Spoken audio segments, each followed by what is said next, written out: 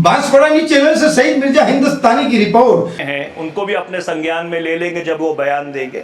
तो मैं 2-3 बातें आपके समक्ष रखना चाहता हूँ। बांग्लादेश से अध्यक्ष जी भारत का एक विशेष रिश्ता रहा है। 1971 में बांग्लादेश की संरचना में भारत ने एक विशेष भूमिका निभाई थी, जिससे जो दक्षिण एशिया का भौगोलिक मैप है वो 1947 के बाद एक बार फिर से बदला था।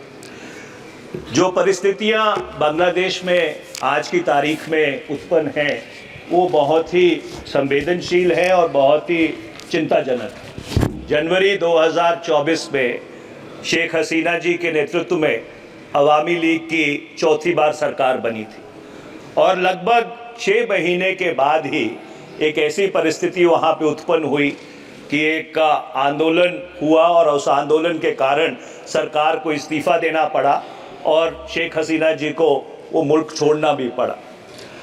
मैं अध्यक्ष जी आपके माध्यम से सरकार के संज्ञान में ये बात लाना चाहता हूँ कि सिर्फ बांग्लादेश ही नहीं है, पिछले 3-4 वर्ष में दक्षिण एशिया के कई ऐसे मुल्क हैं जहाँ पे राजनीतिक अस्थिरता काबिज रही है। चाहे म्यांमार हो, चाहे श्रीलंका हो, चाहे मालदीव्स हो, और पाकिस्तान में भी जो फौज का वर्चस्व है वो सिविलियन सरकार के ऊपर बढ़ता जा रहा है। चीन का हस्तक्षेप भी वेस्टर्न इंडियन ओशन में पिछले कई वर्षों में बढ़ा है और इसलिए मैं सरकार से ये जानना चाहता हूँ, क्योंकि भारत दक्षिण एशिया का सबसे प्रमुख मुल्क है और दक्षिण एशिया में अगर अस्थिरता होती है उसका सीधा सीधा असर भारत पे पड़ता है और सबसे ज़्यादा प्रभाव भारत पे पड़ता है।